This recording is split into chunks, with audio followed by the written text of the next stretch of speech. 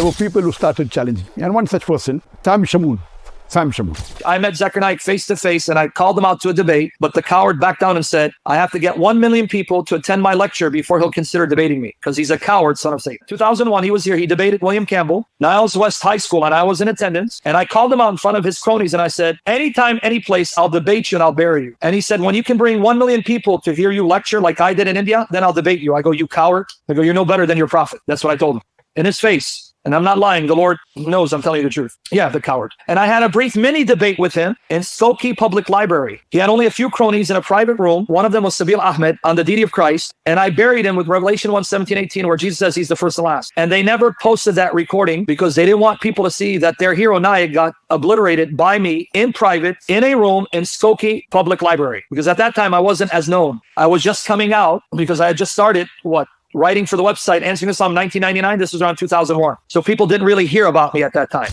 Now let's look at David Wood and Sam Shamoun's position in all this, and why Zakir Naik's decision matters for both sides. Why don't you take out Sam Shamoun and David Wood and Christian Prince and James White and Jay Smith and William Lane Craig? Why don't you take out these Christian apologists? And for years, Zakir Naik, no, they're beneath me. They're not good enough for me. We are going to talk about Zakir Naik, ladies and gentlemen. Zakir Naik, the man who has never faced one actual debater in his entire career, but is somehow known as a champion debater. And this is very interesting, but Zakir Naik commented on us recently. If people like Sam Shamoun or people like David Wood want to have a debate, let them become popular. Saying that we're not good enough we're not at his level. And it's interesting, the reason Zakir Naik finally had to comment was Muslims for years have been going to him, could you please refute these Christian apologists? Why don't you take out Sam Shamoun and David Wood and Christian Prince and James White and Jay Smith and William Lane Craig? Why don't you take out these Christian apologists? And for years, Zakir Naik, no, they're beneath me. They're not good enough for me. They will not bring 20,000 or 1 million or however many he wants to debates. They won't do it. Therefore, they're unworthy of me.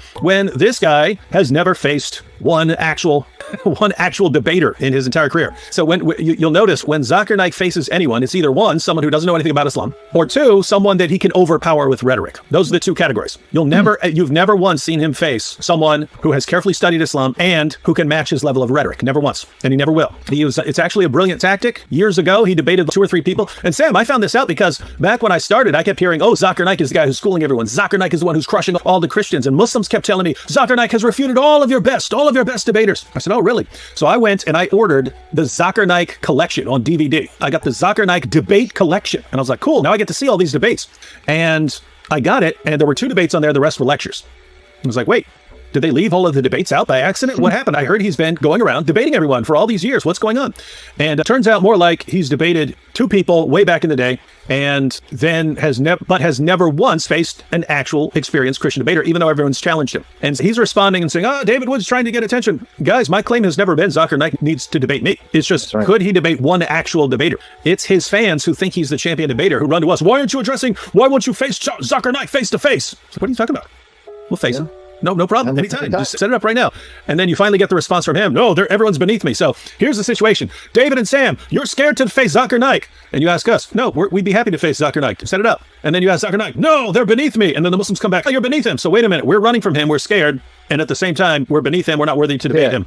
And this is the same level of delusion that we see over and over again. In fact, we're going to see it in these video clips that we're watching, where once again, Zakir Naik is going to show that Muhammad has mentioned the Bible that's been corrupted and that you can't trust. Remember that from yesterday, guys? Can I share another true story? Oh, yeah. No, this is, and you guys, contact Sabeel Ahmed. Sabeel Ahmed, I consider him a friend. He also works with Eddie of the Dean Show. If he's going to lie, he'll answer to the Lord because he was there. Folks, I actually had a mini debate with Zakir Naik in a library at Skokie Library. Before Zakir Naik debated William Campbell, we had a meeting at Skokie Library in a small room that they rented on the deity of Christ. Remember, at that time, I wasn't as known. Answering Islam was catching on. In 1998, the website Answering Islam was started, and it was getting the attention of Muslims. And they challenged the owner of Answering Islam. Shabir Ali actually did. He sent a challenge to Jochen Katz, who started the website. Jochen Katz said, I'm not a debater, I'm a writer. I told Jochen, I'll step in. Let me be the one to debate. But anyway, because of Answering Islam, it was starting to make an impact. At that time, there was no YouTube. Zakir Naik, Sabeel Ahmed, and I believe Ayub was there. It's been a while, but I know Sabeel was there because he recorded it. We were in a small room. It was the deity of Christ. And I nailed him on Surah 57, verse 3, and Revelation 1, 17, 18. It didn't even go beyond that. Now, let me explain why that's relevant. In chapter 57, verse 3, one of the names of Allah is that he's the first and the last. So I went to Revelation 1, 17, 18. I said, Jesus, and I read it. I go, John says, when I saw him, I fell at his feet as though dead. He placed his right hand upon me and said, do not be afraid. I am the first and last. I am the living one. I was dead, and behold, I live forevermore. I go, here, Jesus says he's the first and last. He died and came to life. Why is Jesus claiming to be the first last when your Quran says only God alone, Allah, is the first last? You know what his argument is? It was first last can mean different things. And yeah, you can call someone first last and it doesn't have to have the same meaning as it does for Allah. I said, prove it. Show me where the Quran made the qualification you did.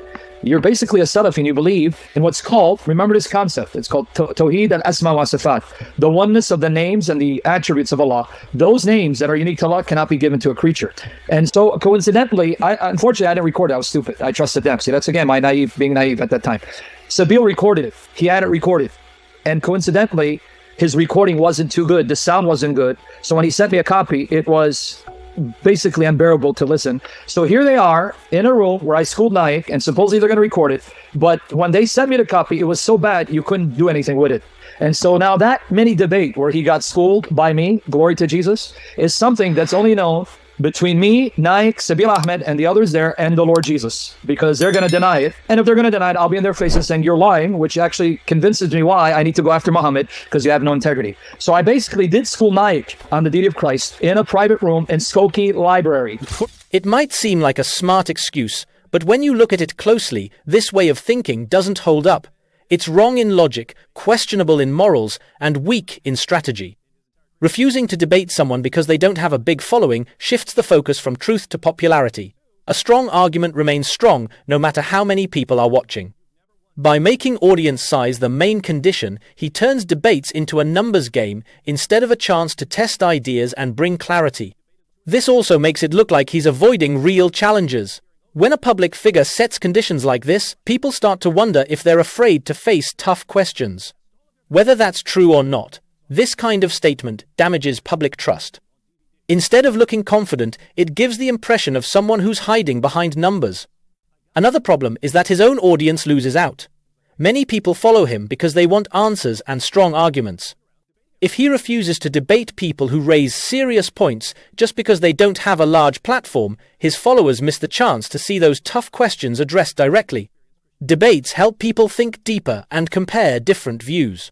Without that, the audience stays in a one-sided space where their ideas are never tested. It also affects how outsiders see him. Non-Muslims and neutral viewers may see this as a sign that he isn't willing to defend his views when challenged by capable opponents.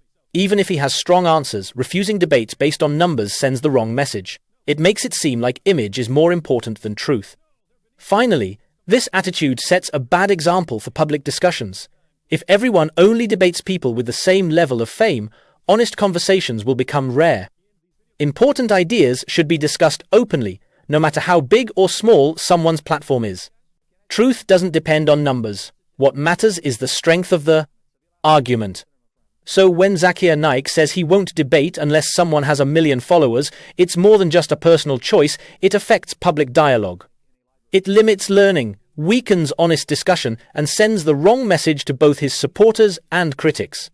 If the goal is to spread truth, then the size of the other person's audience should not be the deciding factor. Fortunately, though, Zakir Naik can always come back for a debate with Sam anytime, on stage, on camera. It's very easy. Doesn't have to leave his home. Can do it right now, on the internet, Right. anytime.